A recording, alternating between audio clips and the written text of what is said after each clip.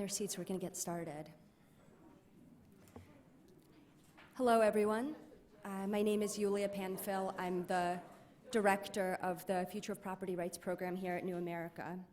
I'd like to thank our co-host, Omidyar Network, and also my colleague, Chris Mellon, who was really the driving force behind this gathering. Thank you to everyone here today, and thank you to about 25 of you who are currently tuning in over the live stream. We are excited to be joined by experts, policymakers, and technologists from all over the world. This is the first official week of fall, and here in Washington, fall is apple season. So I will start off our conversation by asking a question. Who knows, please raise your hand, when is the best time to plant an apple tree? Yes? Okay. Anyone else? Anyone know when is the best time to plant an apple tree? 10 years. That's right.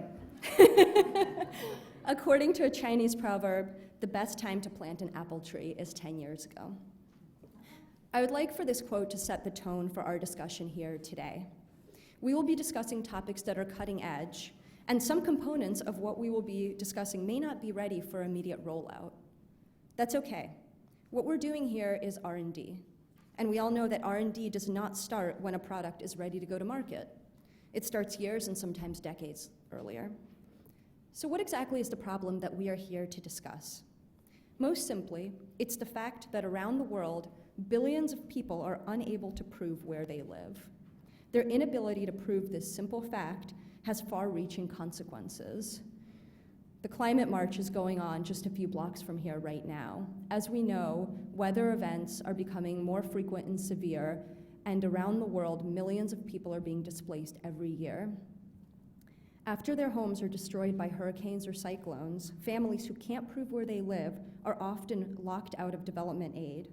Just look at Puerto Rico. 60% of aid claims after Hurricane Maria were rejected. The primary reason? Claimants couldn't prove their occupancy. Similarly, 70 million people are currently displaced from their homes all over the world, many due to conflict. Many of these people, perhaps the majority, have no way of proving where they lived before they were displaced, or that they own their homes. That means that they're unable to return to their homes even after a conflict is over, or if they choose not to return home, they're unable to recoup the value of their house. And perhaps most fundamentally, proving the location of your home or land is a fundamental step to obtaining property documents. And as we know from the research of the Global Property Rights Index, the architect of which is with us in this room, a substantial proportion of people around the world lack property documentation. So why don't people have documents to prove where they live or that they own their property? One major reason is that the government processes for registering property are completely inadequate and outdated. We all know this. The processes are intensely bureaucratic. They rely on a small guild of surveyors who go door to door slowly to measure plot coordinates and transmit that information to some centralized authority that combines it with fees, more paperwork, more verification, and eventually, maybe 10 years later, provides a formal title or another document. To give a famous statistic from Uganda, there are 15 million unregistered land parcels in the country. It would take Uganda's 75 surveyors more than 1,000 years to provide documents for all these parcels. As a result, billions of people are locked out. Except that survey plans and notarized forms are far from the only evidence of property rights. In fact, our property rights are evidenced by a multitude of small, everyday events. Where we sleep at night, where our mail is delivered, our relationships with our neighbors, the fact that we paid to put a new roof on our house or put a fence on the yard. This is going to be an easy one. Please raise your hand if you have a smartphone. Come on, don't be shy. Please keep your hand up if your smartphone has even a single location-enabled app or service. Google Maps counts, Uber counts, yes, even Tinder counts. Each of your phones produces data that can be used to predict with great certainty where you live. Not only that, Your phones carry a digital trail of your purchases, which can serve as evidence of property improvement. They carry your social networks, presenting an easy way for neighbors to back up a claim of where you live. And it's not just you in this room. According to Pew, more than 5 billion people have mobile devices around the world. And over half of those connections are now smartphones, right? So this is coming quickly. Pew found that 45% of people in developing countries have smartphones. That means that very soon, perhaps already, a South Sudanese refugee arriving in northern Uganda can show where she lived when she was in South Sudan and can use this evidence to help prove a property restitution claim. So to recap, we have a problem. Billions of people can't prove where they live right now, and it's locking people out. And we have at least an inkling of a potential solution. The sensors in our pockets can reliably and cheaply produce a variety of data that, together, can show our life in incredible detail. But how do we get from here to there? This is obviously not just a matter of printing out your Google location history and taking it to your local land office. There are a lot of questions that have to be answered first. For example, how are people supposed to gather this information about themselves and store it in a useful way, particularly if they're not tech savvy? Why would administrative agencies trust this data and onboard it? Are there some types of data that are more or less trustworthy? And what does this data actually prove? After all, proof of location does not constitute a property right. And perhaps most importantly, how could such a system be built in a privacy-preserving way? How do we make this not creepy and not surveillance? We can't answer all of these questions here, but this workshop is an attempt to get a bunch of smart, outside-the-box thinkers in a room to take a first stab at asking, is this viable? And if so, how? This group was carefully chosen. We kept it small, and we kept it multidisciplinary. You'll notice that only one of our speakers is a land rights expert. That's by design. It might not surprise you to know that other fields have gone much further in exploring this topic. So we invited experts from those other spaces to share their insights with us. Our first speaker, Xavier Wallenweider, is a development economist at Flowminder. He will speak specifically about location data, including phone call location data, and how this has been used to aid disaster response in Haiti and Nepal. Our second speaker, Matthew Pritchard, a founding director of digitally designed HLP, will speak about land and property restitution. He'll describe his work in Iraq, attempting to use new forms of digital evidence to help refugees and IDPs reclaim their homes. Our third speaker, Heather Dahl, is the CEO of Sovereign. She'll speak about self-sovereign identity, a system that can bring this digital evidence together in a way that's privacy-preserving, trusted, and easy to use. And finally, our last speaker, Emmanuel Letouze, is the director of the Data Pop Alliance, a coalition of big data and development created by the Harvard Humanitarian Initiative and MIT Media Lab. He's going to give us the big picture about the big data revolution and what it can tell us about development. Please hold your questions until the end. We're going to have a group Q&A with all of the speakers on stage together. After that, we'll have lunch, and then we'll get into the fun stuff, debating and discussing whether this idea is really viable, and if so, how we can make it a reality. I wish you luck, and hope that you enjoy what I'm sure will be a provocative discussion. Xavier.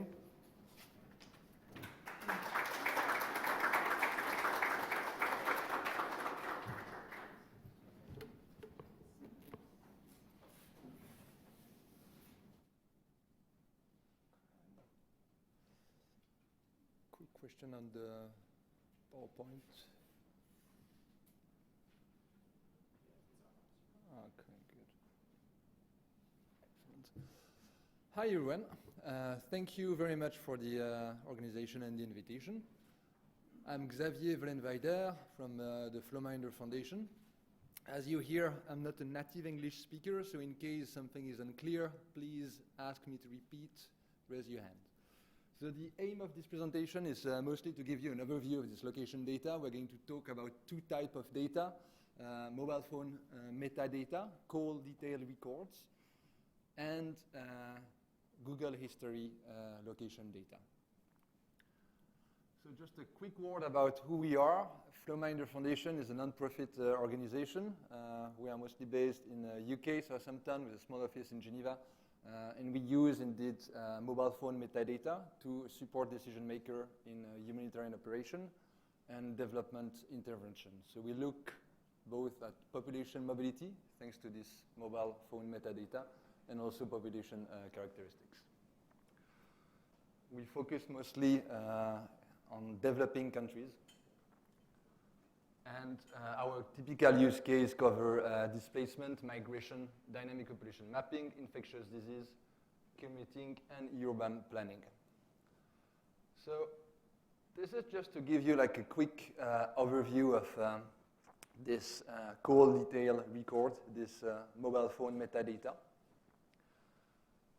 So how the network is structured is that you have like base station where on each base station, each cell tower, you have various cells. And then these cells are going to route the phone call across the network and the territory. Each mobile device is uniquely identifiable via its MISDEN or IMC. And the mobile network operator are going to maintain a database of the call detail record for billing purposes and to optimize the management of their network. So typically you have user X, which make a call, and then it's going to be routed by a tower. It's going to be go through the server of the operator, go to the next tower, and reach to the next user. Each time you do like a phone call, you are going to be recorded in, in a database, which looks typically like that. You have the calling party, Mr. A, calling Mr. B. You have the cell ID to which the call was routed from the A party and the B party. And based on the analysis of this record, you can assess more or less where the people are. Going to go quickly on the algorithm used to assess home location. One of the things to consider is that it's relatively imprecise. We are not talking about an accuracy of 1 meter, 2 meter, 10 meter. We're talking about hundreds of meters. And really the accuracy is going to depend on the spatial distribution of the cell phone tower. So if you are in an urban area, you're going to get a very high, relatively high spatial resolution. Going to talk about probably hundreds of meters. If you go into rural area, particularly in developing country, you're going to talk about kilometers. So naturally, when you are thinking about using this kind of data to assess, or rather to claim a property rights, it's going to be hard. At best, it's going to show you where you have been living more or less.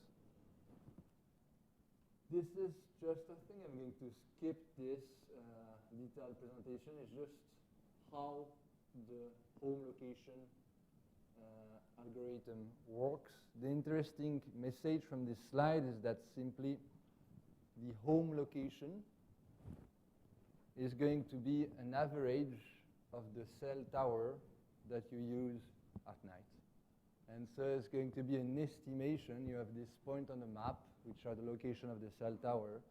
And our algorithm, the Hartigan algorithm, not developed by us, but implemented in our FlowKit software, assess your home location based on a kind of linear average of the location of this tower. So spatial resolution. To give a concrete example, Port-au-Prince in Haiti, you have 6 base stations per square kilometer on average. Median distance to the base station cell tower is 350 meters. In suburban area, it's 500 meters. And in rural area, you can have one single base station covering many kilometers. The cell coverage can be quite patchy as well. So that's on the top right, you see a map of rural Nepal. On the bottom map is at the same scale, a zoom on Washington, just to give you a kind of idea of the scale. And you see that one cell is covering a very large territory. The little dots are groups of households. So it's really like, yeah, I mean, it needs to be considered when thinking about using this type of data. Naturally, the advantage of mobile phone metadata, called detailed records, CDRs, it's that you don't need to have a smartphone to leave this type of trace. It's just like a feature phone, so there's like a huge penetration rate. And then in terms of ground truth data, just to get a better sense exactly of the precision, I mean, we haven't carried any study ourselves. I'm referring here to a study done by Zachman et al., conducted in New York and New Jersey mostly.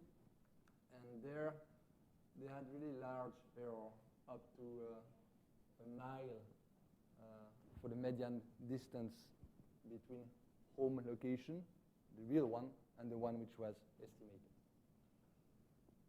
So this is going to be going to go quick on this one as well, just to give you a flavor a bit about what we do.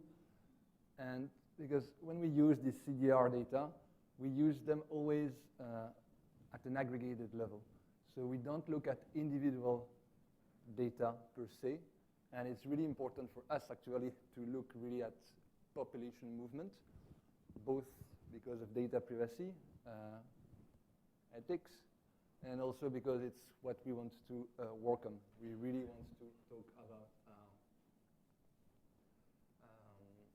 population movement. So this is like a map of population displacement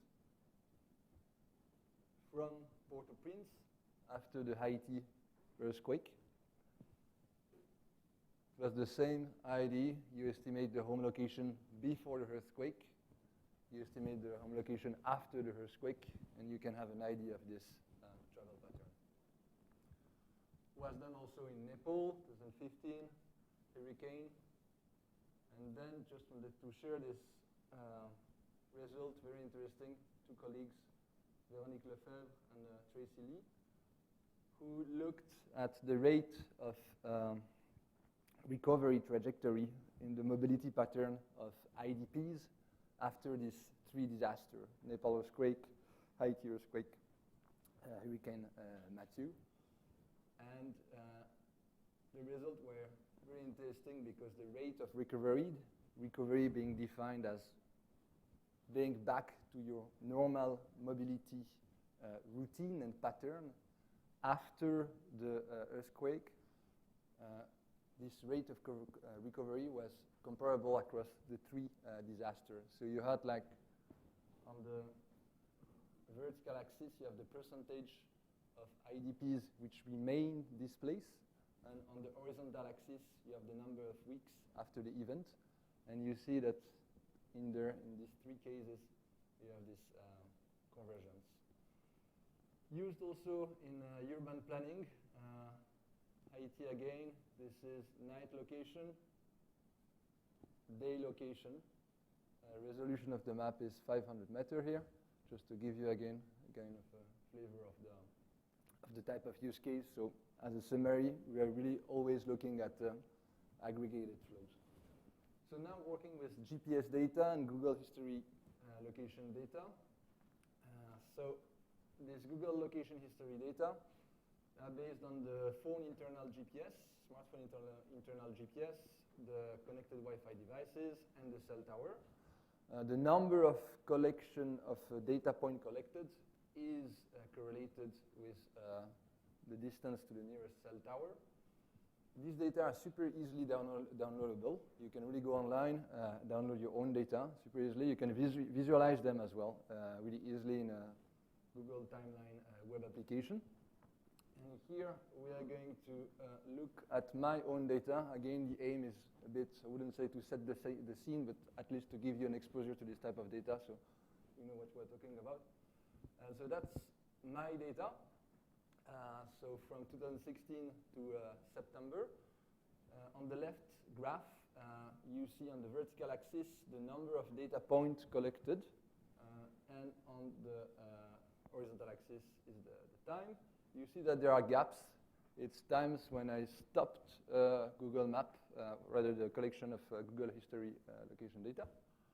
And then on the right-hand side, you see a box plot of the number of points collected on me, and the number is just huge. Per day, we were pretty much at 500 location data points collected per day. So I'm not doing anything. It's just like, it's the same for you. If we're talking about months, it's around like 11,000. So it's really like a lot. Looking at my data, there was like even a day where they collected like 4,000 points. It was like 31st of December 2017. I don't know. They wanted to know the place of the party, perhaps, but it was just like crazy. And that's my data in Geneva. And so left map is 2017, right map is 2019. And what is interesting here is that I moved flat between 2017 and 2019, but I kept the same office. And you can really see it super easily. There is like pretty much no analysis here. It's just like plotting the data. And the little circles are just like density plot around the data, so just like showing where there are more points. And top bottom, I was living, don't know if you're going to hear me now. Should I stay close to the mic, or is it okay? I mean, I have this, yeah, sure. Okay. So this is where I used to live, Carouge. That's my workplace. Now I live here, still work there. And what is quite amazing is that here is the hospital in Geneva. I made like a little 2-week stay there because of an injury. And it's also recorded. That's my mother's place flat. And so really, in 2 seconds, you get like a precise, meaningful location with this type of data. Here's like a zoom on Google Earth. It's not really clear on the picture, but that's the kind of cloud, white cloud, is my location data at my office. And it's amazing how well it fits the window of my office. It's just like super precise. Then, so in terms of accuracy, there are 2 ways of measuring, at least 2 ways of measuring accuracy. In the Google history location data, you have an estimation of the accuracy.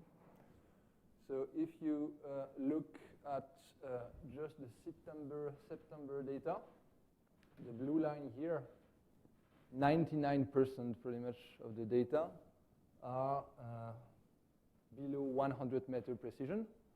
Most are around like 20, 50 meter precision, so it's really good.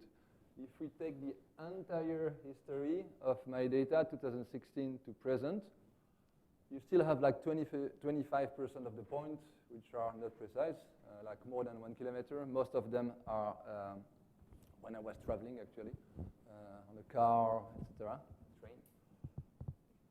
But the important thing is that you have this estimation of the accuracy, so you can really filter out your points so that you can just focus on the data points which are precise.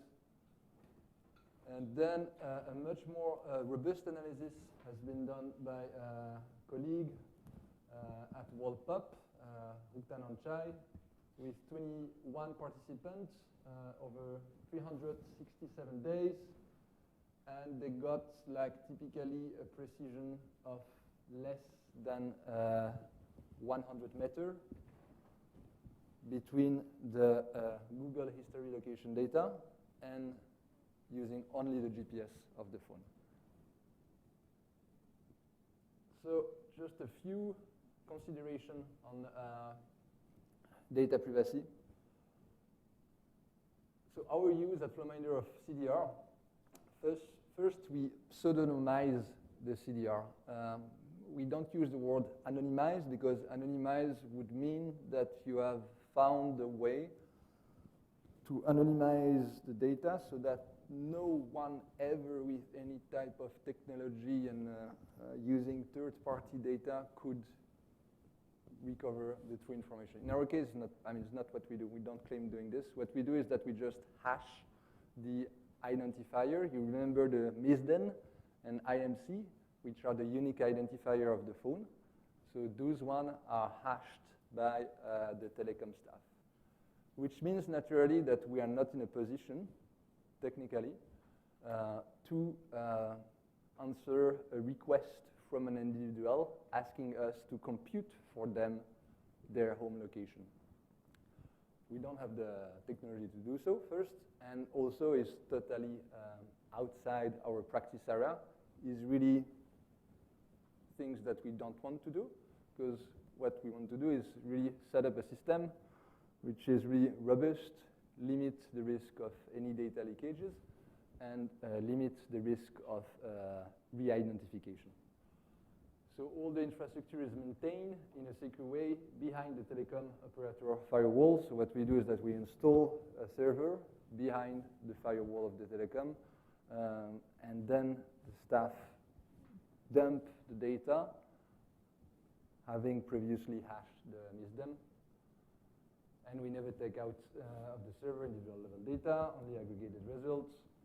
And again, the use cases are really on population level stats, not individual. So yeah, this raises some question about be it the CDR data, the mobile phone metadata, or any type of location data. Who would do it? You need like to set up a kind of probably a legal entity, robust contractual agreements, which would need to be most likely compatible with the GDPR, European legislation. So it's really like, yeah, who would do it, what type of contractual agreements, and then the question of data portability. How do you make sure when you are transferring your data from, say, your Google history location data to this new ledger, that these data are not altered? So thanks a lot for your interest.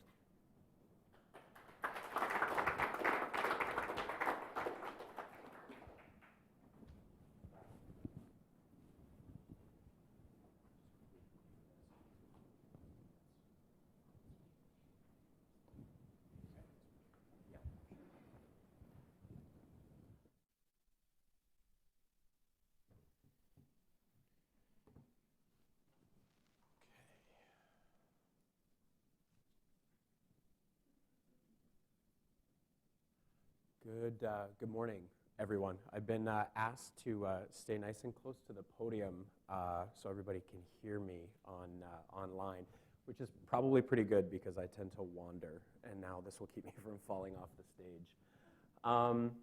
It looks like part of my slide didn't come up there, but my name is Matthew Pritchard. I am a housing, land, and property rights specialist based at McGill University in Montreal.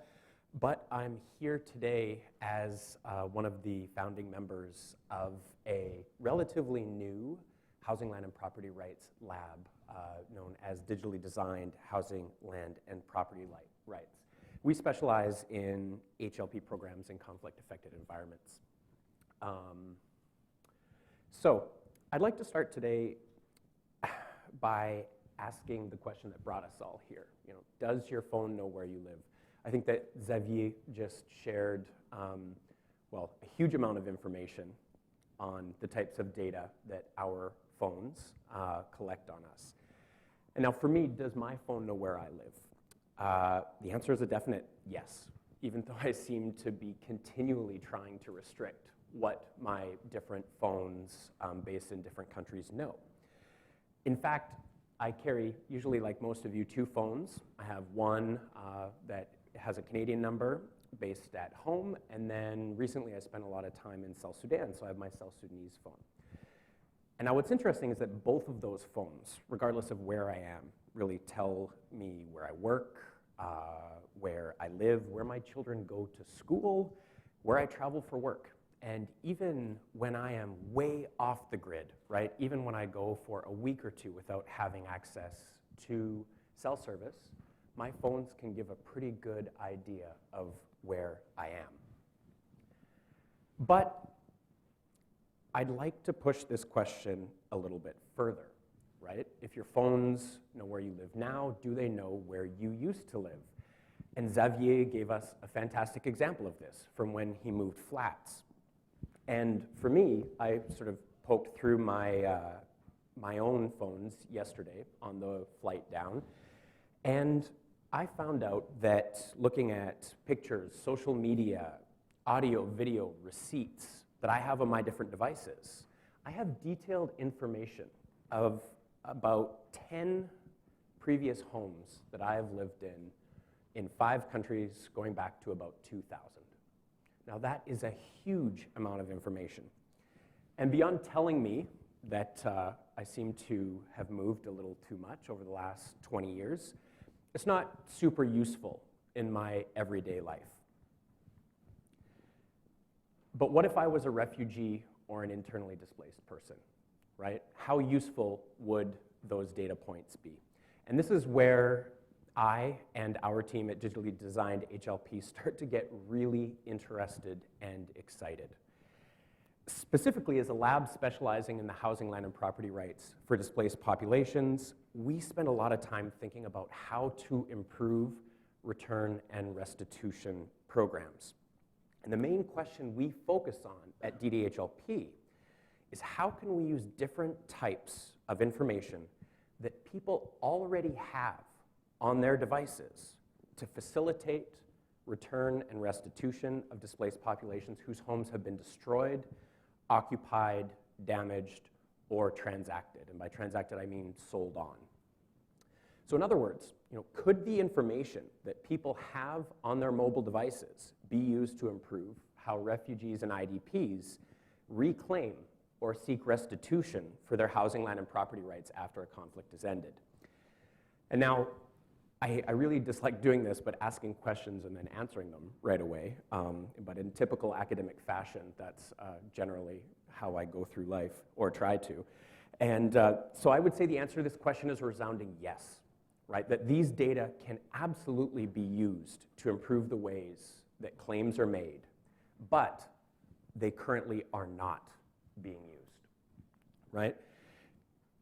So why is this so important? Why do I get so excited talking about data and housing, land, and property rights? Well, for a lot of reasons. I'm a pretty excitable guy. But what I will focus on today is that we have the opportunity to use technology and information that displaced populations already have to do 3 main things. And the first is to dramatically streamline the return and restitution process, which can get incredibly complicated and take quite a long time. And the second is that addressing housing, land, and property rights issues after conflict not only has significant benefits for the livelihood security of displaced populations, but also host communities and reduces the likelihood of future conflict. And then finally, for this brief introduction, using technology and data that displaced populations already have, and in many cases are using themselves, can lower the costs and speed up the implementation of an incredibly challenging but important component of transitional justice. So, why a digital upgrade? Well, it's been clear for some time that the ways in which displaced populations monitor conflict have changed. Yet, the programs designed to meet their immediate and longer-term needs are relatively slow to respond. And this is especially true for how countries, donors, and implementing partners address the destruction, occupation, and secondary transaction of housing, land, and property rights. And it makes sense, right? It makes sense that protection actors are relatively conservative with how they approach new programming. But what's interesting is that the way we approach return and restitution has changed very little since the Marshall Plan, right? So we're going back over 70 years. Yet, as programs struggle to evolve, refugees and IDPs are actively using technology to monitor and share information on their housing, land, and property rights in real time. And what we're seeing here are the intersection of 2 key trends. And it looks like we've had some conversion issues between Mac and PC, so we'll just pretend like I meant to do this to highlight the different points that I'm making. But The two key trends are the first trend relates to the prevalence of smartphones, right? So Julia said before that, I think it was Pew, that the penetration of smartphones was about 45% in developing countries. Well, in some areas, it's much higher than that, right? So 86% of Syrian households in Lebanon own a mobile phone. From DDHLP's own work in Erbil, in Iraq, we know that there's an average of 3 mobile phones per IDP household. Okay, so there's a huge prevalence in many of these environments. The second trend relates to what IDPs and refugees are doing with those devices, right? Specifically, IDPs and refugees are actively using mobile devices to not only monitor their housing, land, and property rights in home areas, and by home area I mean pre-displacement, but they're also sharing information with their networks, right? With family, with friends, and with protection actors. For example, 36% of IDPs in Erbil are currently using mobile phones and social media to not only actively monitor their housing, land, and property in home areas, but they're sharing that information, right? They're sharing up-to-date information, pictures, videos, and documents about their HLP. And even in remote areas of South Sudan, where I've been spending most of my time the last few years, where people in some camps won't have access to a network for weeks or months at a time, displaced populations are using mobile phones to store information, right? And in many cases, will transfer that information physically via Bluetooth or cabled connections. So we know that mobile devices are used to monitor HLP in home areas, but why does this matter? Well, it matters because forced displacement, the destruction, occupation, and transaction of housing, land, and property rights in conflict-affected contexts really present a primary development challenge to displaced populations, to host communities, and the establishment of durable peace. Grievances linked to the loss of housing, land, and property rights, they do not abate, right? If we ignore them, they do not go away. Instead, they grow and can lead to subsequent problems and sadly, but often, the resurgence of armed conflict. And this shouldn't be surprising, right? Because in some areas, large amounts of housing, land, and property rights are degraded, they're destroyed, they're looted, they're occupied, and they're transacted, they're sold on. Yet at the same time, they're destroyed or made otherwise unusable. But at the same time, we have the opposite, right? We have the HLP that's destroyed, and then we have the HLP where homes or entire neighborhoods are reoccupied, right? Sometimes they're occupied by people who have been displaced from other areas of the country for relatively temporary periods of time. In other cases, we have economic opportunists, right, who will use displacement as an opportunity to not only come in and to grab other property, but in some cases, completely change its use, right, to build it up, to destroy a home and build a business, to destroy a business and build a hotel. But regardless of who is occupying that HLP, they often make investments, right? Short-term occupants will fix leaking pipes or perhaps a hole in the roof. Longer-term occupants may change absolutely everything about a home or former business. And then over the years, right, this land, this property, it can be transacted. It can be sold on, often numerous times, so that the people who in the future, thank you, have a document, they may not know that that land or that property actually belonged originally to a displaced population. And so the troubling reality is that the number of claims that proliferate after a conflict has ended becomes so fraught and with enmity that they can and often do destabilize a peace process. And so given that the failure to address the destruction, occupation, and transaction of HLP can undermine peace processes, what is the conventional approach to dealing with these issues? Well, Most large-scale restitution programs are based on a set of mass claims techniques designed to address hundreds of thousands of claims as quickly and as cheaply as possible. And this is done by first raising awareness about the requirements for returns, gathering, assembling, and organizing evidence, putting that into a claims database, and then engaging in what are called mass claims processing techniques. Now, the overall goal is to screen, categorize, and corroborate what are often hundreds of thousands, if not millions, of property claims so that decisions can be grouped and applied as quickly as possible.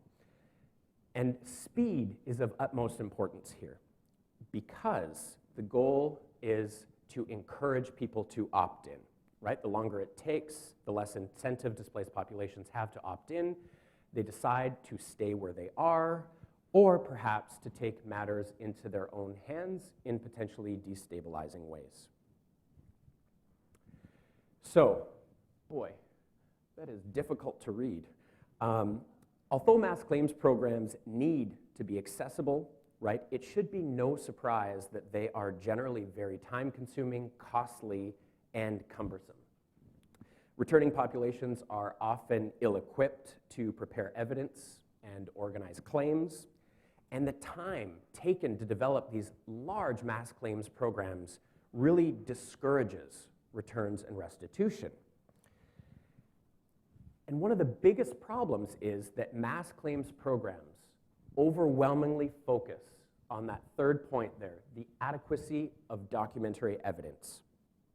But we know that in most conflict-affected environments, displaced populations no longer have or never had the types of evidence needed to participate in mass claims programs, right? And this is because the property was never registered, right? Or if it was registered, that document has been lost, and any backup that ever existed was purposefully targeted, right? So we know that the locations that store land, property, documents are often among the first to be targeted in conflicts, right? Clean the slate, and then we can repopulate an urban area or a rural area. Now, the widespread lack of documentary evidence is especially problematic or complicated by the fact that new arrivals often do have documentary evidence. And that's because they work very hard to come in and to get legal title, sometimes through corruption, sometimes through confusion, in an attempt to solidify their claims to the property of displaced populations. Now, the key takeaway here is that the majority of displaced households with legitimate housing, land, and property rights claims often and generally do not have the documentary evidence required to successfully make a claim. And this is where the data from mobile devices can come in. Can these data be used to define relevant versus non-relevant documentary evidence? So absolutely they can. And again, I apologize. I'd sent along a PDF version so we could avoid this, but you just have to listen to me because I don't think you can read my slides.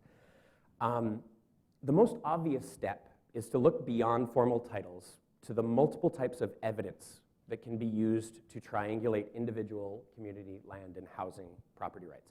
So what do we mean by alternative forms of evidence? Well, the easiest and most straightforward is detailed information or intimate knowledge about housing, land, and property rights, about your home, about your fence, about something that was just never right. I know I have a lot of that at my house, but also previous investments. Additionally, we rely on detailed histories of acquisition and occupation. And then we get to the multimedia, right? Then we get to photos, videos, audio, most of which are geotagged, right? So they can be linked to specific locations and dates and times, right? So videos of birthday parties, of retirement parties, right? Photos of children. These can all be used to triangulate housing, land, and property rights claims. Then let's add in what Xavier spoke about, right? We have huge amounts of data from call detail records, from geolocation history. And then finally, what about bills, right? Bills for electricity, for water delivery, for sewage pumping, for generator repair. All of these can be used as alternative forms of evidence. Now, claims programs can take all of this information, right? Not just documentary evidence, but supplement it with what Yulia said, all of these everyday sources of information, and start to look for patterns. And then patterns that emerge from a certain group can be used to triangulate evidence, right? And here we're moving beyond documentary evidence to make judgments for an entire group of people, which is what mass claims aims to do. So bringing in alternative forms of evidence allows transitional justice efforts to move quicker and at significantly lower costs than the current approach to mass claims. And the goal is not to replace the current approach to mass claims, but to use existing information, and again, this is what I get excited about, that people already have on hand or can get access to increase the accessibility and buy-in of traditional mass claims programs. Okay, so how can we make this happen? Well, we have a significant opportunity to upgrade how we approach mass claims simply, again, by using that information and technology that people have already. Now, the main issue is that displaced populations are generally unaware that they have or can get information that can be used to solidify HLP claims. And so this means that the first step in any upgrade is to increase awareness about alternative forms of evidence. And the second step is then to prioritize the collection, storage, and corroboration of a wide variety of evidence for claims beyond government-issued land documentation. Now, neither of these steps need to wait until after a conflict is over. And in fact, the longer we wait, right, the greater the risk of losing key forms of evidence as people are displaced, as people die in camps, right? So we don't have to wait until after a war is over to start documenting, to start increasing awareness about these alternative forms of evidence. And now at DDHLP, we are combining our knowledge and experience with mass claims programs with three things, and that's the prevalence of technology amongst displaced populations, advances in database construction and fit-for-purpose cadasters, as well as techniques for securely handling big data to engage in evidence collection while displacement is occurring, while war and conflict are ongoing. Okay, so what does this look like in practice? Well, the first part is relatively well known, and that is that armed conflict leads to large-scale displacements, and displaced populations settle in camps or seek out formal or informal alternatives. But regardless of where they are, refugee camps, IDP camps, squatting, or with family in cities, IDPs and refugees are actively monitoring what is happening at home, right? What is happening with their home? What is happening with their land? And then start to share this information through their networks. Whether or not they know it, a lot of this information can be used as evidence when it comes to reclaiming housing, land, and property rights. And this is where DDHLP comes in, right? Through tailored and web-based platforms, displaced populations can access information about relevant laws and organizations, and then learn about alternative forms of evidence that can be used to make claims in the future. At its most basic level, as I said, or its most basic function, this tool dramatically increases awareness about what constitutes evidence and increases the opportunity for displaced populations to organize and collect this information. But we also need to go a step further. And in addition to raising awareness, our web and app-based platforms will provide displaced populations with the opportunity to securely protect existing evidence by backing it up. So multiple forms of evidence can then be used in any number of ways, right? They can be incorporated into mass claims techniques, or alternatively, they don't have to be used at all. But they are there, they are protected. And to finish, The end goal of a digital upgrade rooted in alternative forms of evidence is not to radically change what is being done.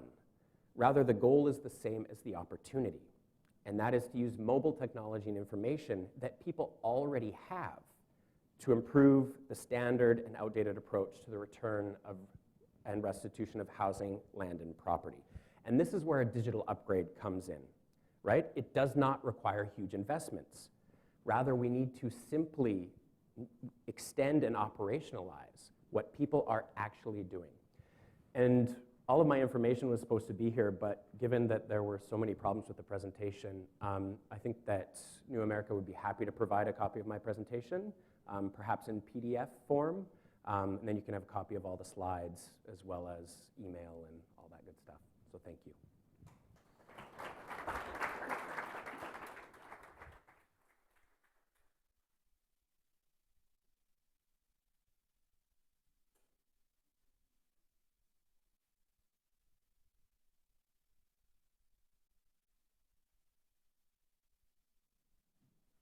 Hello, good morning.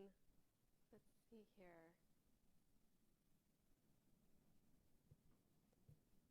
I'll start off with introducing myself. I'm Heather Dahl. I'm CEO and Executive Director of Sovereign Foundation. So you're probably wondering, how does someone like me end up dedicating her life to self-sovereign identity? And this is what I live and breathe 24/7 these days. It's because over a decade ago, I started working on threat intelligence solutions, which, to break that down, is we monitored and played the underground, which was very interesting. Setting up honeypots, going into the dark web, buying things off markets, and truly seeing what is out there that not only cyber criminals take from you, other companies take from you that then cyber criminals take from them, and also what people communicate with each other, which is then stolen without them knowing. And why did we do that?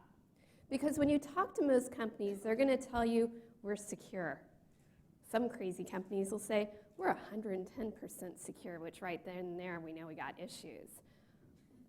But why do they say that? It's because for a lot of security teams, that's their job. They're telling their CEO, we're secure.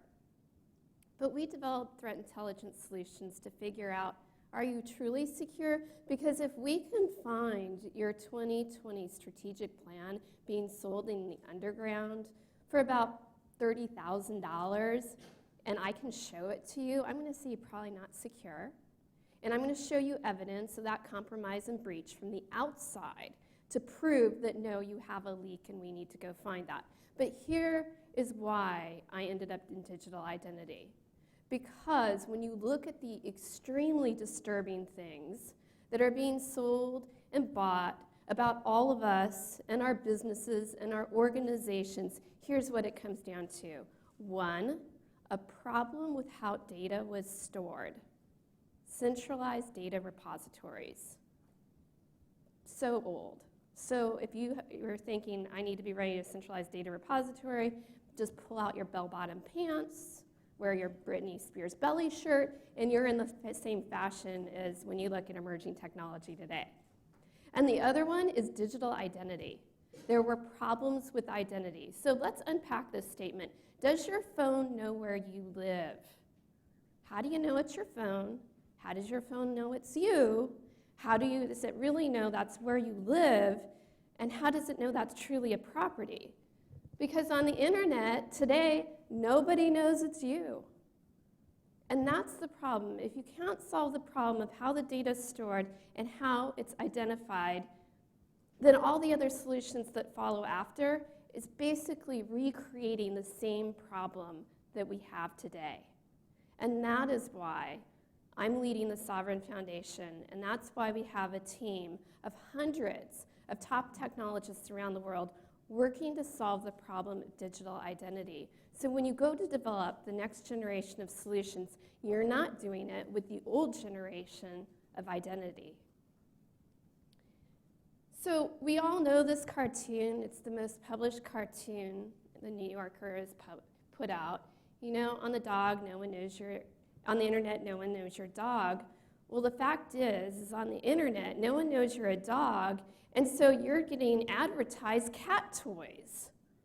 And then your trail that you may or may not be a dog is being monetized by others to sell you hamster toys, right? No one knows you're a dog on the internet because no one knows who you were, because the fact is the internet was not created with identity. Let's look at how the internet was created. It was created for machine-to-machine communication in a trusted network. Whether that was ARPANET, whether that was the private internet that emerged out of Southern California, which actually one of the original Node founders, Rodney Jaffe, lives here in Washington, D.C., and is fantastic to talk with about why we got into the problems we have today, is because it was not developed with identity in mind. And how do you know that? Because we were affiliated first with universities usually, right? And it was the university that had the ID to another university, which was a trusted relationship. They never imagined people would want to be using this thing. And so then the university would give us an identity. We can see that in our email addresses, right? At one point, I was heather@willamette.edu. Well, then life went on, and we realized more people needed to use that internet than people affiliated with employers and universities. And so then one day in 1998, I got hcdahl@yahoo.com. What did that affiliate me to? Yahoo. Not me. Yahoo. My identity is Yahoo. They trusted I filled out the form I got. And that's what we're using as identity today. So on the internet, we've evolved into a system that we run an entire network where no one truly has their own identity.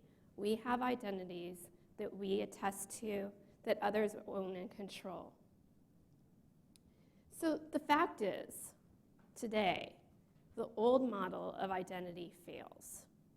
It fails for everything that we're developing forward if we don't change the way that we incorporate identity. The fact is, individuals are reliant on other providers for their identity. Those organizations control, own, provide access to identity. It creates a fragmented system of username and passwords.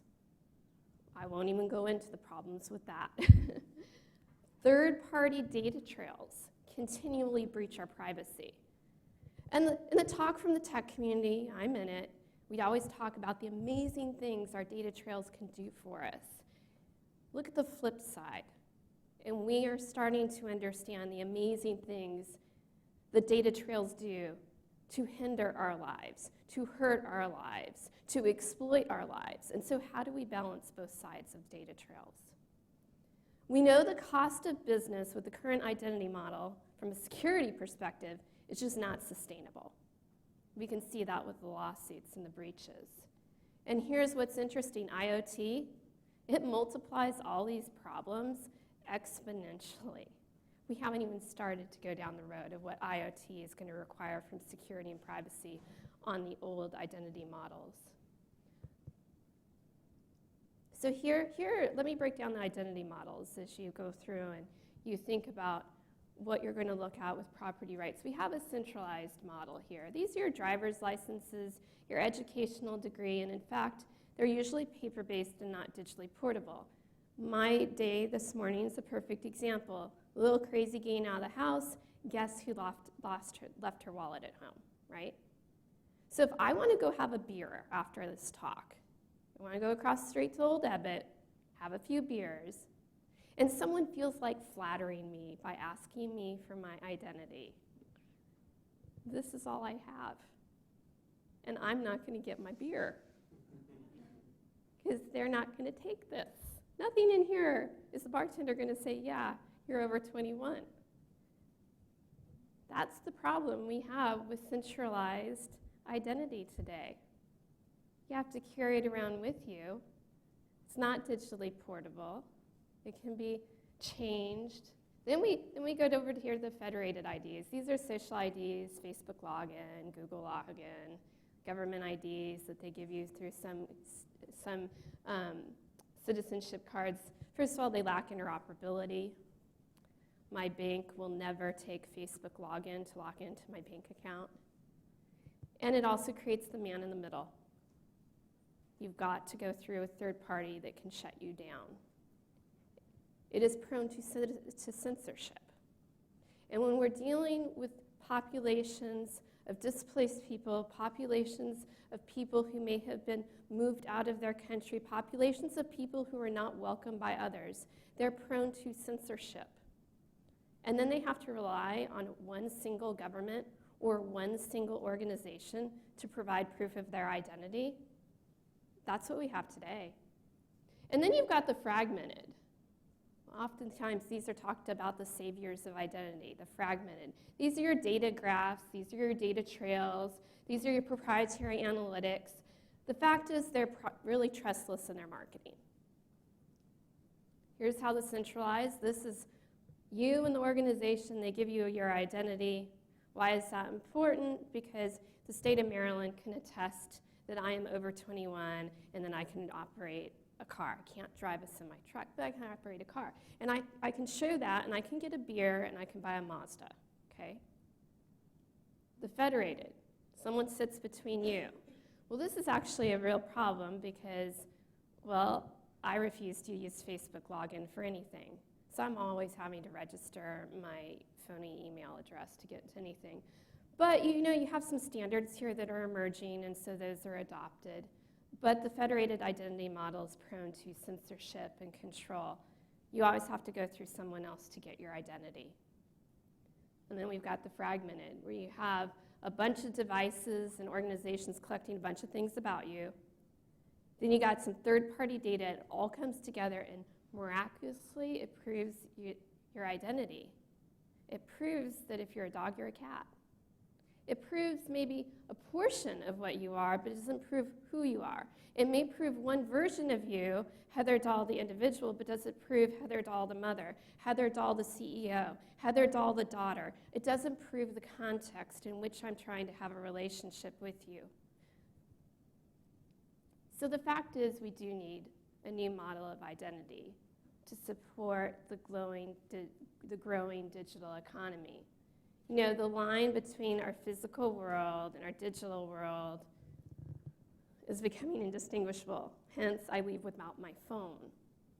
But everything these days, even if I wasn't able to own a phone, a good part of my life is stored in the digital world.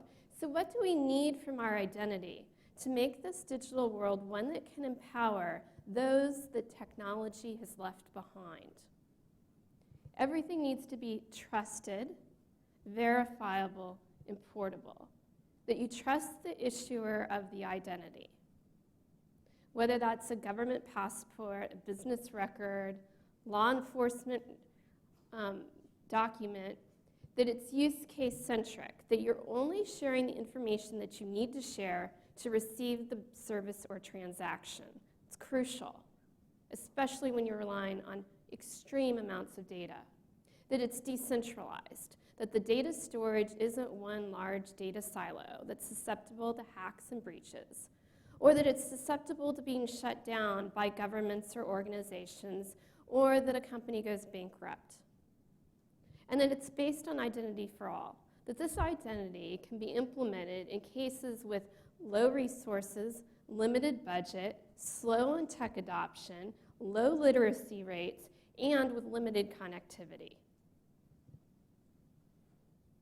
It's not just me that is talking about the case of this emerging decentralized identity or self-sovereign identity. Forrester Research, one of the global industry tech research firms, they tend to advise the Fortune 1000. Published earlier this year that there's an emerging model of decentralized identity, and it will ultimately replace the model today. So when you think today about the systems that you're going to develop with property and land registration, think about what's about to happen in 10 years. Don't think about the identity that we were offered 10 years ago. And that's why I show this, because when you have companies in the Fortune 1000 starting to think this way, it's important that you also think this way too. They talk about how digital businesses need to start looking at ways to implement customer identities where they can bring their identity with them. So what does this look like? Microsoft actually announced earlier this year that they're getting away with username and passwords, and you may have taken that with, finally, I don't have to update my password. But no, don't read it that way. Read it that way that identity is changing, and this is the first glimpse. Decentralized identity is moving into commercial adoption with products being released later this year. SSI, self-sovereign identity, is going to be recognized in over 55% of the identity access managements by 2021. And so as you look today and think, what is this decentralized identity and how does it work? I put some extra slides in here because in 2 weeks you will remember nothing I said, but you will have my slides. You're going to say, let me unpack what she talked about. Self-sovereign identity, and this is the global network that Sovereign relies on, is what we call an identity meta system. You don't call up Sovereign and say, I want to buy a package. No, what we provide is an open source, meaning that anyone, any engineer, can go in and use this code without paying a fee. It's accessible. And basically, at the Sovereign Foundation, we run the public blockchain in which decentralized identities are anchored to. Decentralized identities then are held in a digital agent app or a wallet. So you can keep your identity in a wallet on your phone. So I could go just show my Maryland ID to a bartender and he could scan it and give me my beer. And then I'll go show you the next slide here to show you how it works. The most important thing that the Sovereign Foundation reduces is what we call the phone home problem. That when I go buy my beer after I'm done talking to you, the state of Maryland doesn't know it. Because the bartender, when he verifies my credential, he verifies it to a private blockchain that is anchored to a public blockchain. He doesn't ping the state of Maryland database to prove that I'm over 21. And so this is how it works. Actually, I'm going to jump through. This is how it works. And this is actually a use case that's going on today. The government of British Columbia actually issues all business registrations using sovereign identity. So when you think about property rights registrations, I think it's a very nice inspiration. When you register a business in the state of, actually, there we go, in British Columbia. British Columbia goes through the usual KYC that you're a business, et cetera, and they issue you an incorporation credential, a self-sovereign incorporation credential, which then goes to the CEO, and it's held in her digital wallet. Now she decides she needs to buy a new tour bus for her eco tours, so she goes to her local bank, ATB Financial, which is a very large bank in Canada. And she is able to show that her company is registered in British Columbia. And she's able to do that using zero-knowledge proof. Maybe there's more information in that registration than she cares to share with ATB Financial, and all they want to do is verify that she's actually registered. What we call zero-knowledge proofs only provides the information a verifier needs. It doesn't give them everything that you have on an identity. So they're able to accept that credential from her digital wallet, and then they read and verify the credential. Notice on the public ledger, they're not going to British Columbia, and they're not letting the government know that she's applied for a loan. But why do they accept that existing trust relationship? Because as the bank, I trust the government of British Columbia, just like the bartender is going to trust the state of Maryland to have gone through and proved that I'm over 21. Same type of relationship we have in the real world. So they can basically read the database, read the sovereign ledger, and say, yes, loan done. But I think this is a great example of what can be done with property rights as far as being able to give people and organizations proof of what they hold, and do so in a self-sovereign way, meaning they can control the access to the information and the ability to share it. CU Ledger is another case, very similar. They're issuing all credit union members a self-sovereign identity so they can show proof of a credit. iRespond is another case. And with that, I'll wrap it up and we can take questions later.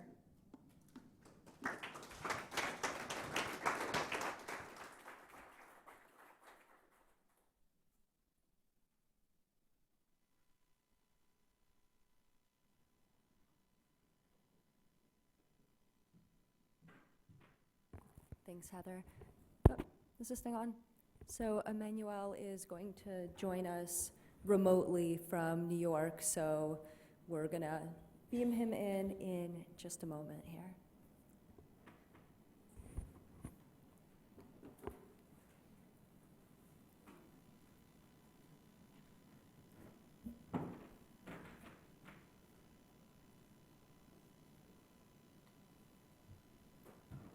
Hi, Emmanuel, can you hear me? Yes. Hi, how are you? Very well, thanks. Thank you for joining us remotely. Is that audio good in the room? Can you hear him? Okay. And I'll be operating the clicker, so just let me know. Okay. So, yeah, so should I just start and share my screen?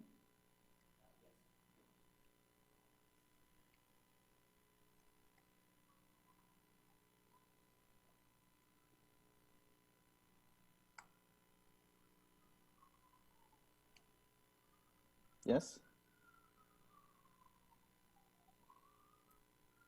Yeah, if you could go ahead and share your screen. Okay. All right, so.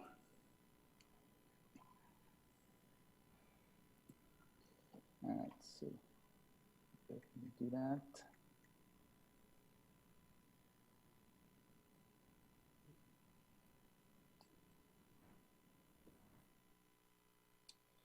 Okay.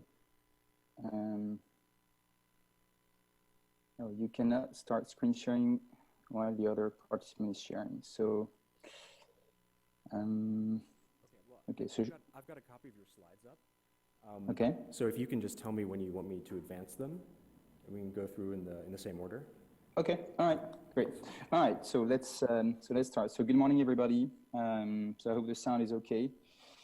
So I'm sorry I couldn't travel to DC from New York today for, positive personal reasons. But yeah. So nevertheless, that prevented me from traveling. So I'm sorry about that. But I'm very happy to present. So for about like 15 minutes. And to share some thoughts on using personal data for public good. So I looked at the slides that were just presented in the two previous presentations, and I think so. What I'm going to talk about is like a good complement. I mean, it's definitely you will see some common ideas and some common principles. I'm most familiar with the work of Flowminder for reasons I will explain. And so hopefully it sort of provides maybe a more general framework and also some actionable tools for doing the kinds of things that have been presented in the preceding presentations. So you see some of my affiliations here. So I'm not going to spend too much time on that. So I'm mostly the director and co-founder of an NGO called Data Pop Alliance that is affiliated with the MIT and also the Harvard Humanitarian Initiative, and Flowminder is one of the core members of DataPop. And I'm also the director of a project that I will talk about, which is called OPAL, which stands for Open Algorithms. So yeah, I will also explain. So all right, so let's go to the next slide, please. Yeah, so I don't think there's. We shouldn't spend too much time on it, but yeah, so for the past decade, it's been the decade of the data revolution or the digital revolution, the big data revolution, with all of the comparisons with data being the new oil and so on and so forth. So there's, of course, there's been a great deal of excitement, also a great deal of skepticism, increasingly concerns and fears about this like Orwellian dystopian future. The fears of a techno-centric, techno-led revolution, like increases in power, imbalances. But at the same time, the argument is that it's both here to stay, and there is probably a lot of good that can come out of it. Like it's not that like the world is in a great shape, and nothing needs to be addressed or fixed. So I think one of the biggest questions that we all are asking ourselves is basically how can we leverage data and especially personal data, which are the core of the data revolution, so our behavioral data, or data about our behaviors, for the greater good, and how can this be done? So next slide. And so to sort of highlight or stress some of what I think are sort of like structuring, let's say, parameters of this discussion. So this is a cartoon that I did several years ago now, about six, 7 years ago. So political cartooning is also something that I do sort of like on the side, but also I use it to share thoughts on the topic. So this cartoon hopefully is sort of like self-explanatory. So trust me, I'm a data scientist, and it zooms on the microscope. So what it tries to capture is both simply the fact that indeed today we can see like human societies at these very fine levels of temporal, geographic, and also like complex levels of granularity. So all the intricacies and complexities of our lives and our interactions as social animals, and so through especially the use of cell phone data as like sensors, and the risks that it can pose for privacy to start with, and also the power imbalances. I mean, so you see this gentleman who's basically observing us and would possibly make decisions, good or bad decisions, but on our behalf, without these people being watched, having any say in how these or their or our data are being used. So I think that these are the crux questions of that we're talking about today. And so next slide. And so maybe to the question, let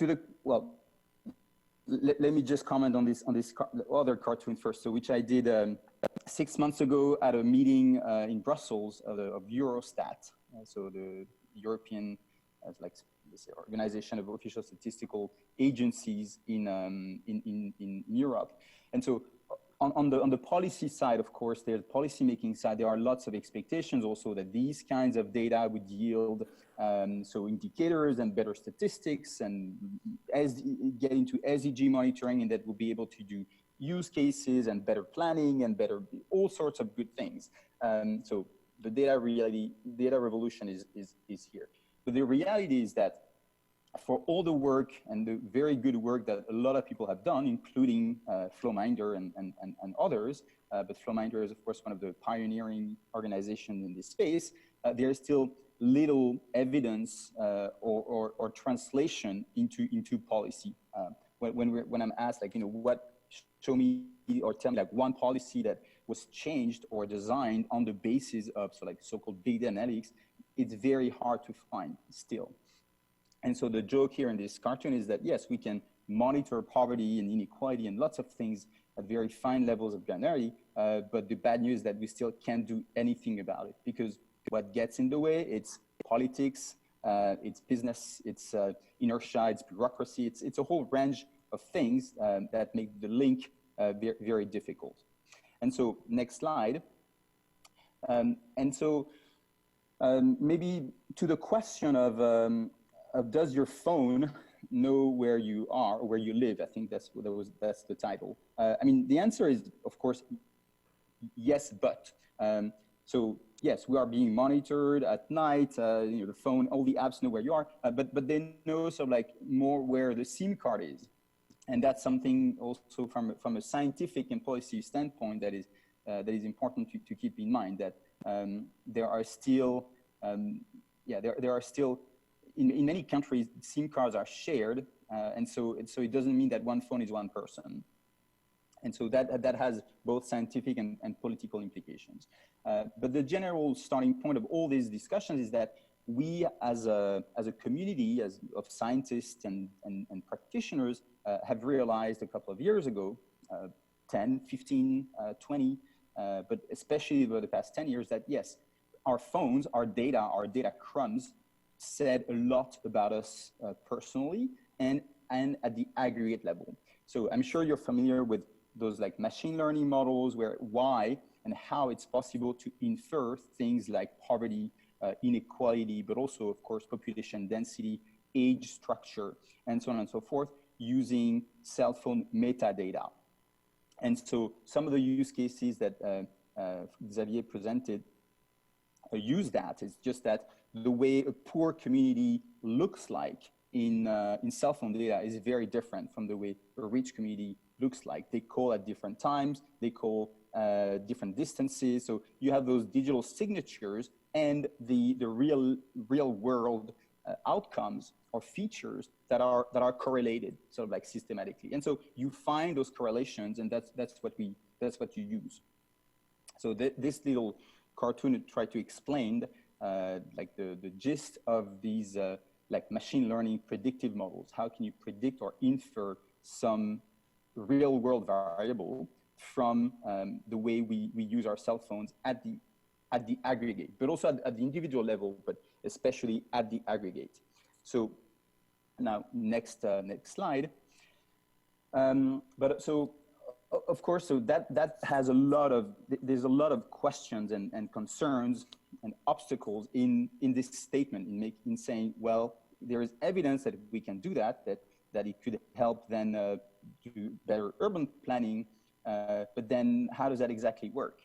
Can it be done systematically, or do we have to do this one by one through non-disclosure agreements, through contracts, because then it's sort of like always the same organizations that tend to have access to those data. So as much as you want to do good and be a do-gooder, you sort of also use your privilege, you reinforce power imbalances, and there are lots of organizations and academic teams that do not have access to the right people. So that was sort of like 5-6 years ago, where we sort of realized that, yeah, there's this power, there's political economy in there that will that can actually prevent the diffusion of these techniques and keep them in the hands of a few.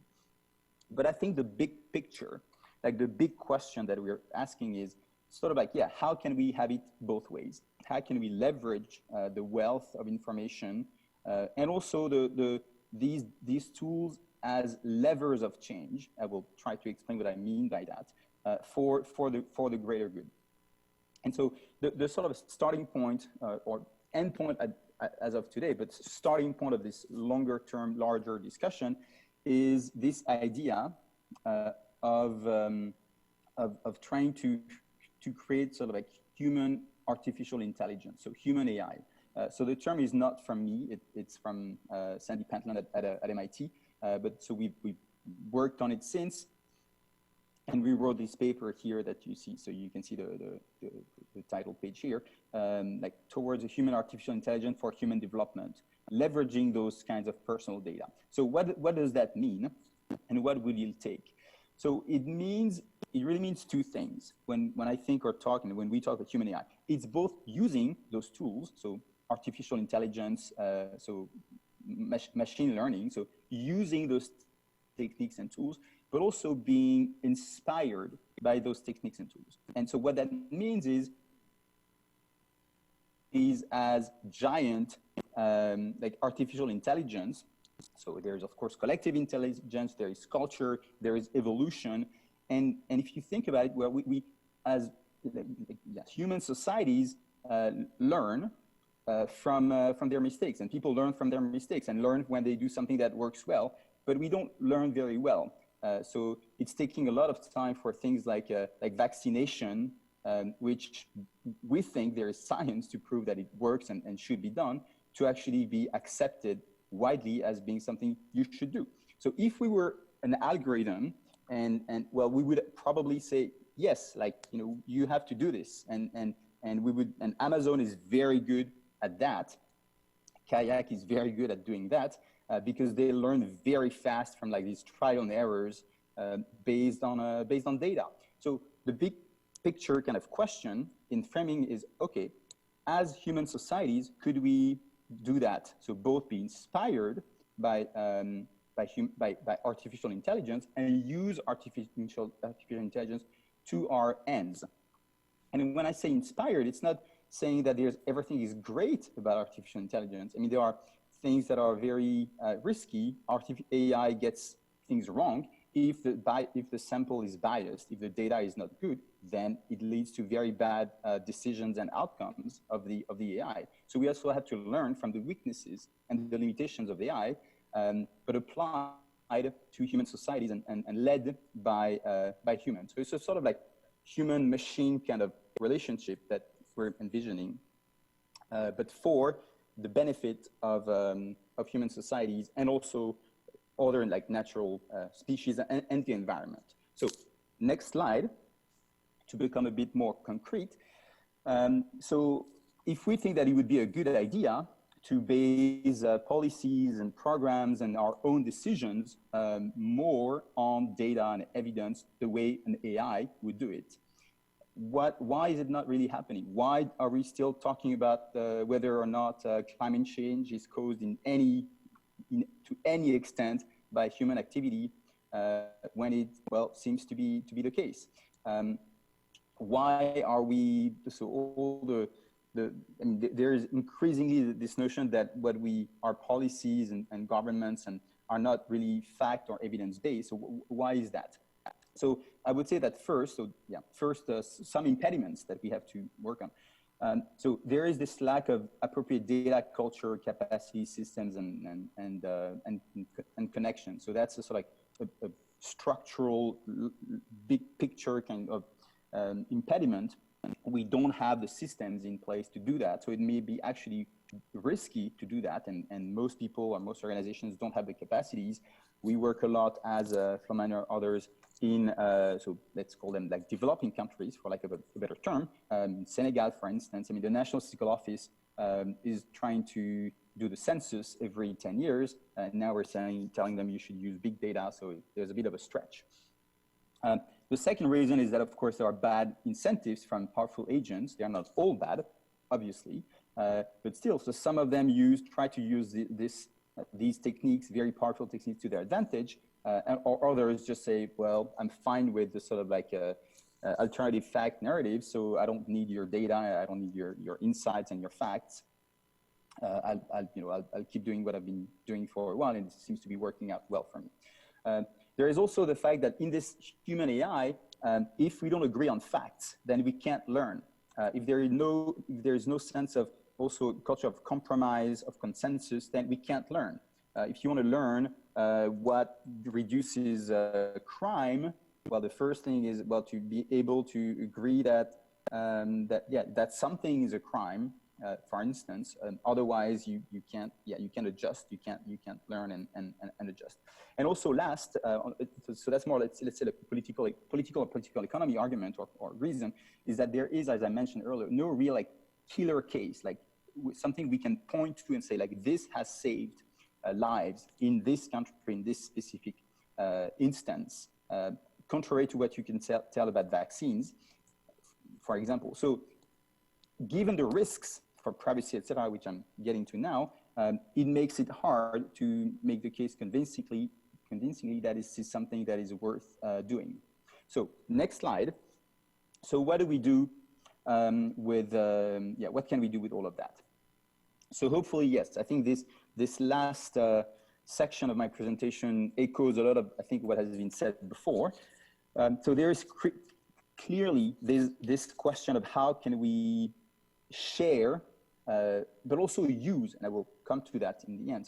So first of all, like share, or actually, it's more share, not the data, but the insights. So extract, let's say, like the value from these very personal, sensitive data without turning this into an Orwellian, to use the term that seems to be like mandatory, an Orwellian kind of a society. So we wrote a paper that was published in Scientific Data Nature last year with a fairly large group of people, including people from Flowminder and UN Global Pulse and others, about so different models. And one of those models is this like question and answer model, which has inspired and is reflected and promoted by the OPAL approach and the Opal project, so which I talk about. So next slide. So Opal, and really I've looked at this time, it echoes especially the previous presentation. So it's based on what I think we all think is sound, which is don't share the data, like don't share the personal data, don't pool them in a large like lake or something. Otherwise it's a recipe for if there is a bridge, then everything is bridged. So these are like federated data systems. The data are stored, collected, stay in the servers where they are like first collected, and then there are open algorithms that can run on this data. So let's take, as the case of Opal, the case of telecom operators data. So we work with Orange and Sonatel in, Orange, Sonatel in Senegal and Telefonica in Colombia. And so we will send we send an open algorithms. We can discuss what open means, but let's use open algorithms for now. And then you get things like population density estimations or poverty estimations. So it's also quite similar to what Flowminder is doing with FlowKit and what others are doing. But we really try to do this like in a box so that you can arrive somewhere and so like install that. So it's a question and answer model. And so there's auditing and logging. So we try to increase accountability, etc. So next slide. So what is, the map didn't, so this is just to explain exactly what we're doing. So I mentioned some of the, you can go to the next slide. So we're doing in Senegal and Colombia to actually show that and how it works. So this ability to mine, send questions to sensitive data and only get the answers. So something that I think is key is not to think that it's only like a supply problem, that it's only that the reason why these data are not used or data or even statistics are not used as much and as well as they should is not only because there is no data available, such that if you fix that, it doesn't mean that all of a sudden governments and decision makers around the world are going to say, oh, if only I had known that this was bad for the environment. In most cases, we know or they know. So it's not just that. So here, what I'm getting at is that there is, of course, a technology component. We want to be able to do this safely, at scale, in a privacy-preserving manner. And you have like blockchain stuff and so all sorts of like technological ways of ensuring that you cannot re-identify people, etc. But there is also a governance side. And the governance side is about ensuring that people can have a say in how our data are used, that people have the capacity, so forums to express how they want their data to be used or not to be used, but also the technical capacity. So we try and do some capacity building and trainings and improving data literacy, etc., such that they can also use themselves and weigh in, etc. And of course, what we do is a drop in the ocean. Clearly, I mean, the needs are huge, but still we're trying. So we've done Opal in 2 countries, as I mentioned. The goal is to expand to more countries and more industries in the next couple of years by building this sort of like Opal in a box, system where you would have a set of technological features, parameters, systems, and also a set of governance rules and standards, and sort of like a toolkit that you could install to do that. So next slide, and I'm almost done. So so Opal is operational now in Senegal. So this is a screenshot of someone from Berlin. So asking, can you tell me the population density estimation in Senegal of all communes in Senegal? So of course it's very small, you can see, but you get a sense. So it's like API based. This algorithm is calibrated. And so the question of calibration, I think, is going to be a defining criterion as to whether this is going to work in the long run or not, because there are all sorts of biases when using large data sets, and also like cultural and anthropological reasons why you cannot just say, oh, this is what the cell phone data is telling me, so therefore, since there's a 100% penetration rate, I'm going to assume that this is representative. It's not representative. So next slide. So this is the vision for like Opal and a lot of those approaches in the future, which is it's not one industry.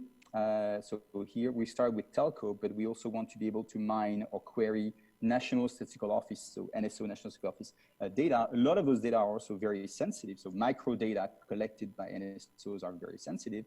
So we would like, researchers, other parts of governments, civil society organizations, businesses to also be able to query those data, but in a way that does not lead to or increase like the risk of breaches and leaks. Energy is also very promising. And in the future, we'd like this to be integrative such that if you have a question in the form of an open algorithm, you can run on those different data sets and then you have the results. Next slide. Next slide. I will finish in 2 minutes. Just, I'm sorry to interrupt, but I realize you can't see the time cards in the room. So we're nearing the time for the Q&A. So if you could wrap it up in the next minute or two, that'd be great. Thank you. Yeah, I'll be done in less than 2 minutes. And as I said, it's not just tech. So there needs to be also this, more like this connecting tissue that people understand what's happening, can have a say in what's happening. So that's also one of the big priorities of both Opal and the work that Datapop does, which is it's not just about a supply side problem. It's also about a more like a systemic problem of power imbalance and lack of capacities. So next slide, and I think there are 2 slides left. I think this notion of so the goal is really, it's quite transformative. I mean, the vision is that where people would be able to pool their data, and so into like, for instance, of data cooperatives, and then everybody would have a say in like, do I want my data to be there? I have a right to have a copy of my data, but you can pool them the same way you pool your money in banks, and that would allow so societies, people and so data emitters as a group collectively to ask questions, and then they can check if the government is doing a good job, if as a Lyft driver, are you paid the same thing as the rest at the aggregate? I mean, you can ask a lot of questions. And so the point here is that the technology is there or almost there. And what is missing is now the governance of this. And GDPR is a first step, and then there are lots of other governance steps that need to be put in place for this to work. So next, and I think the last slide. We can just keep that. I mean, this is just an example of the kind of work that Datapop does. And so we take a regional approach to trying to implement those kinds of projects and systems like at scale, concretely, regionally with regional partners. And so last, I believe this is the last slide. This is the second to last, but yeah, so the main messages here. So the previous slide, the main message is now is the time to do this systematically and at scale. So to really not yet stop piloting testing, but really do this systematically and at scale, and it's possible. And the last messages are, so what needs to be taken into account are the politics of it. There are lots of different powerful interests, so lots of politics going on. Make sure that everything we do is based on the latest tech and science. A couple of years ago, we thought that just anonymizing data was okay, but then we realized that actually you can make a lot of inferences just based on even like pseudonymized data. Ethics and rights, and I would just stress that like privacy is not just about safety, but it's also privacy as agency. So it is the right and ability to say what you want to reveal about yourself. So it's not just about protecting the data, it's also about allowing people to actually have a say in how their data are used or not used. And then there is, of course, the economics. The economics is there will need to be a business model, regulations, subsidies that make it like sustainable from an economic standpoint. Because right now, at the moment, it's a bit like the Far West or the very early years of how are we going to as companies and society, how do we value that, and how do we pay for it such that it can actually run systematically? Thank you. Thank you very much, Emmanuel. So we're going to move on to the Q&A. It's going to be a little bit abbreviated as we're running on here, but if the other presenters could come and join me on the stage.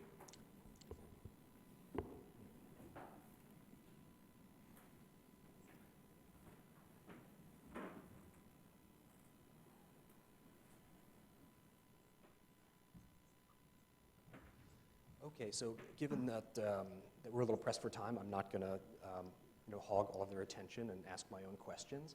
So I think we'll start by throwing it out to some of the questions from the remote viewers. Tim, do you have a microphone? Yes, Tim. So the first one just comes from some of our viewers online. It's, how do we get from gaining insights from aggregated data to gaining insights from individual data? Yeah, if you'd like. Okay. Not sure if I'm live. Yeah, you're right. Not pre-concerned that perhaps you might be willing to answer, but just like when I first hear that question, I think the important part is looking at the privacy policy involved with that data, GDPR compliance of the data, the governance around the data, and then how do you know that's the accurate data? So the identity around the data set. That's how I start unpacking the question. From a technical perspective, I'm not entrenched in the data analytics world, but what I would say is you have digital services in which you create data about yourself. For instance, I host an Airbnb condo, and I'm a super host, and I've had 5-star ratings for 100 visits. What does that say about me as a potential employee? Would you want to hire someone that has that kind of track record? Now, how do I prove that in a credential to someone to show? I could just get a screen capture, but how can I take that data set that I've generated about me and my performance and use it elsewhere in my life separate from Airbnb? And that's where the self-sovereign identity comes in, is taking those data sets, putting them into a credential that an individual can use to prove something about themselves to another party in a privacy-preserving and secure way. Yeah, to put it another way, I mean, there's an issue of data provenance. Mm-hmm. Collectively, you produce all of this data by your interactions with Google, with Airbnb, with Uber, with whoever, but bring it back together to create a picture of yourself and proving that it belongs to you and it's about you is really challenging. And digital identity, obviously, is a core part of addressing that challenge. Anyone else like to chime in, or next question? Perhaps just like one word. If I have well understood the question from the web viewer, the idea was, okay, can you reverse engineer and aggregate stats back to the individual level? Probably one day, at least not from Minder. But,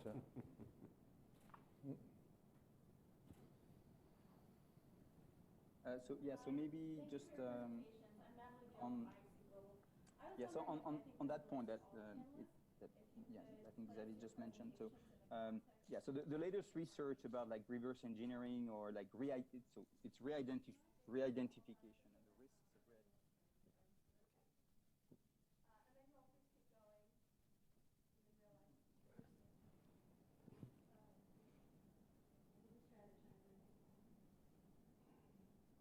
somehow someone is going to be able to look through the window or that find your number.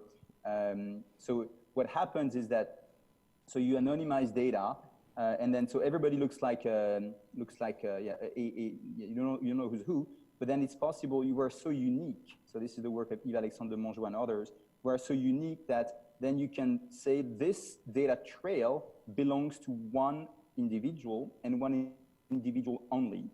And then what happens, or the risk, is that if there is another data set that is connected to that individual that you carry around with you, if you have a phone, for instance, then you may find another data set that has your name and number. So it's by cross-referencing different data sets that you can actually re-identify people. So this is the risk that, some of the attack risks that people are working on. And just one quick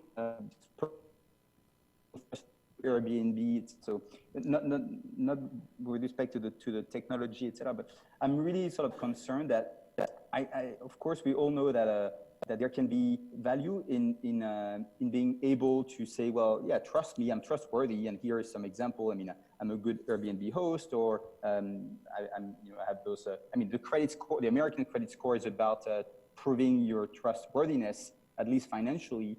But I would say my concern or my fear is that only a few people are able to host like Airbnbs, for instance, and that so it could actually this culture of digital like credibility can be abused, and it can become sort of like an obsession. And you have a lot of people who are sort of now obsessed about their digital persona and how they appear online, what they say on Facebook, and then if you say something wrong on Facebook and Twitter, it can actually ruin your life.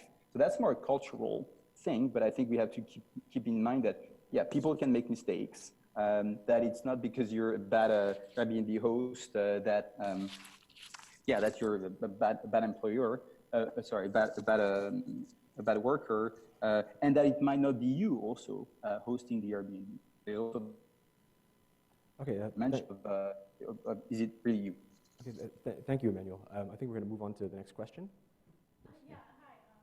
So my question was about putting your presentations in the context of the disconnect between technology and policymakers. And so I understand that your excellent presentations were all about data acquisition and process and techniques, but because it seems that you all had successful experiences in countries, for example, Haiti, I imagine your organizations have given a good deal of thought to the policy implications of these things.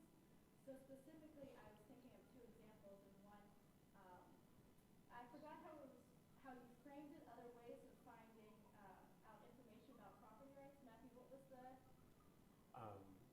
We use the term alternative evidence. Okay, so in Emmanuel's presentation, he had the New Yorker thing that said why people don't believe facts.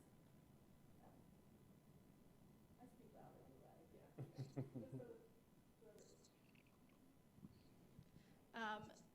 So you say, why don't people believe facts? And so you comment and you say, we use this technology and on and on. And they say, well, that's interesting, but I still don't really believe you. And you say, well, this displaced widow, listen to how she knows what her fence looks like. She knows how far it was from the town.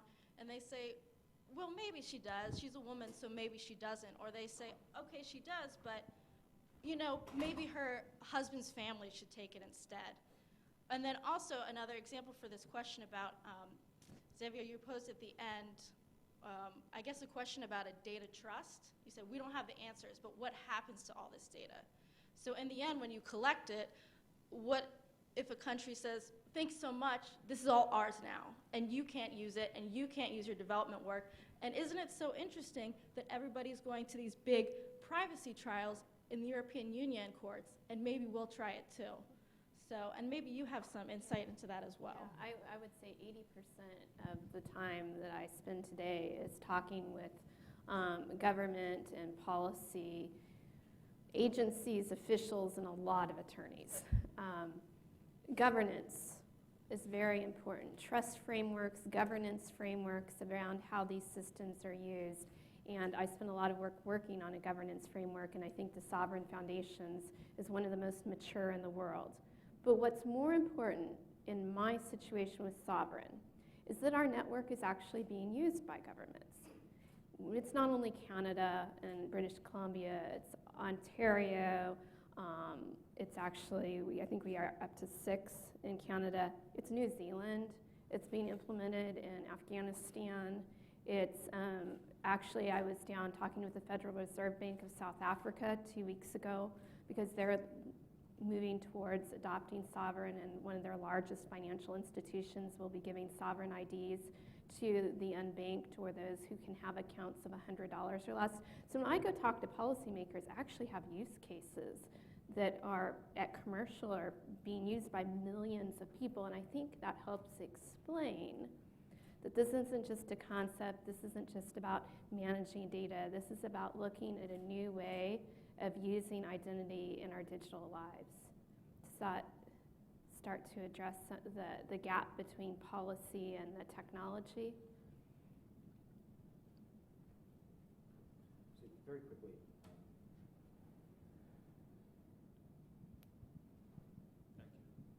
Thank you. So just a quick comment on, since we're talking about mobile phone use and specifically our gender gap, particularly in low and middle income countries.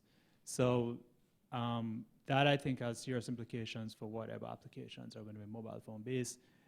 Even if we're to put that aside, the question I'd ask, obtain consent, especially when we don't know what these kinds of things could be used for. Yeah, sure. I mean, that's a really good question. I mean, depending on the regulation you are under, research might be kind of enough of an excuse for not having to ask expressively the consent to use the data from a data subject. Now, I mean, typically the use case we're talking about today, which is like using this type of data to strengthen property rights, to me could be really a good case of motivating individual to share this type of data. And you could have really like, to me, could make sense to offer to developing country individual a kind of wallet whereby they're going to know that, okay, sharing this data there are going to make me in a better position to claim social benefits, to access some services, and perhaps to claim property rights. And then you would have like a direct opt-in clause for research or for humanitarian and development organizations. So I think that would be really ideal, is this type of bottom-up approach to large-scale data collection when we're thinking about using at scale this data to support and orient policy intervention. When we're talking about property rights, there is no question here we're not going to use the data of someone. It's this someone who is going to use his own data to claim his property. And I mean, I think that, from what I understand of your question, you had the question about gender and then the question about agency, which are obviously interdependent. I think the question about gender, I mean, obviously there is a disproportionate use amongst men. But that also can change as we get into camp scenarios, especially in locations where camps are overwhelmingly female. And actually, in those cases, use of mobile devices spikes significantly amongst women when compared to the sort of overall population. So in some refugee camps, in some IDP camps, you see significantly higher mobile device penetration amongst women than you would in the general population. For a number of reasons, right? One, I mean, camps are full of women in a lot of places because men of fighting age are out or, or are dying. But then also you're seeing phones being given so that people can keep in touch. Not necessarily an answer to your question of how to address the problem, but it does change the penetration a little bit. And then at least when it comes to the way digitally designed HLP approaches agency, I think it's a little different because instead of coming at it from working with governments and saying this is the tool, it's down to the individual user, right? And I think that that's where Emmanuel's point about data literacy and data agency are incredibly important, right? Is to focus on this is what you have, or this is what you may be able to get, and then these are the options that you can use them for, right? And then you get to make the decision, what level of information, what type of information, how much you share, or is it just about increasing awareness so that right, coming down the line when you're making HLP claims, what can count as evidence. You may not gather any of that, or you may keep it on your phone instead of backing it up to the cloud, but you make those decisions yourself. Your question's near and dear to my heart because before Sovereign, I spent 6 years working on solutions that prevented the exploitation of children. First of all, the iRespond use case I mentioned, the problem that they were solving and are solving is in Thailand, you have fishing boats that go out with a certain number of workers, but in order to save costs, they come back with fewer. And so the problem is that they're solving is how do you make sure all workers placed on boats return from sea?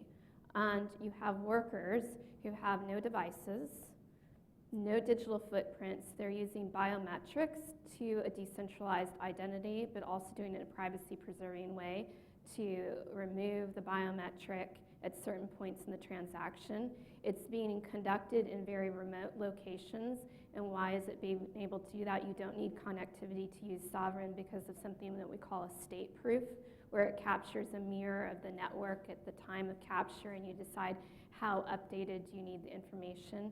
It's using very low-cost devices, Raspberry Pis, which can be developed in $50 or less. And the individuals don't have to carry any paper or anything on them in order to prove they're on the boat and off the boat.